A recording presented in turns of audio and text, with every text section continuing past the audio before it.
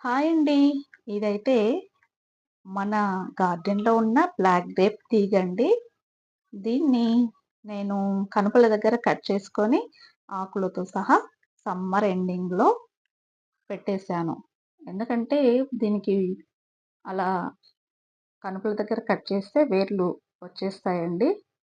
Already rainy season start అయిపోతుంది కాబట్టి అప్పటి వరకు చెట్టయితే బాగా తీగలు వేసినా ఈజీగా వచ్చేస్తాయి.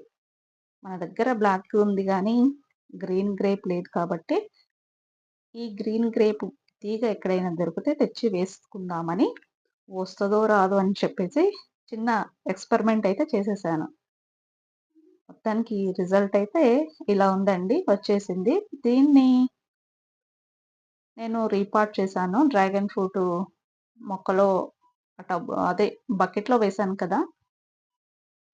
దీనికి ఇలా ఆకులు వాడిపోయినా కూడా ఆ కొమ్మ వచ్చేసిందండి.